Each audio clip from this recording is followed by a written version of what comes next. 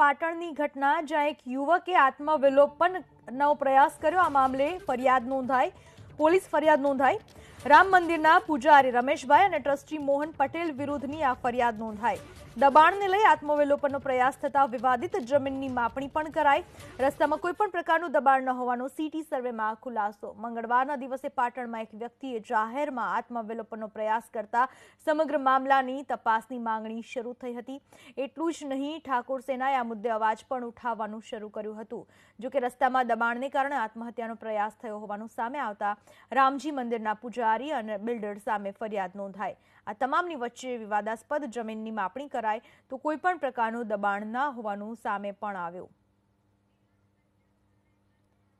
આ વિશે વધુ માહિતી આપવા આપણી સાથે જોડાઈ ચૂક્યા છે અમારા સંવાદદાતા વિનોદ ગજ્જર જોડાઈ ચૂક્યા છે. વિનોદ, આત્મવિલોપનનો પ્રયાસ કરનાર જે વ્યક્તિએ આરોપો લગાવ્યા હતા, 3 ફૂટની જમીન બાબતનો આરોપ હતો, શું ખુલાસો થઈ રહ્યો છે આ બાબતમાં, આ કેસમાં પ્રાથમિક તબક્કે?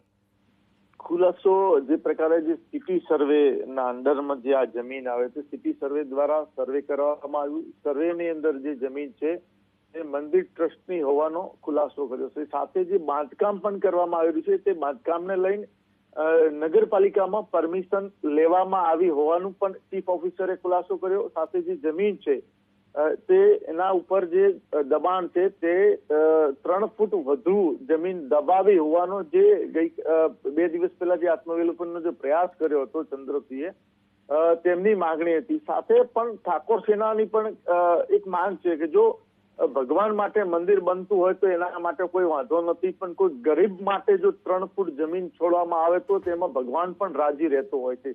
આ પ્રકારે માંગણી કરવામાં આવી રહી છે. અત્યારે કહી શકાય કે જે 2 ટ્રસ્ટી અને જે બિલ્ડર છે, જે જો કે બંને ટ્રસ્ટી છે, તે બંનેના વિરુદ્ધ પોલીસ FIR દાખલ કરવામાં આવી છે.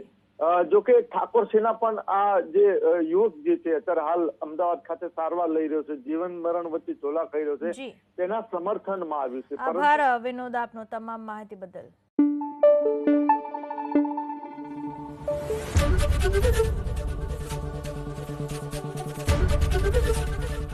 ABP અસ્મિતા, ગુજરાતની અસ્મિતા.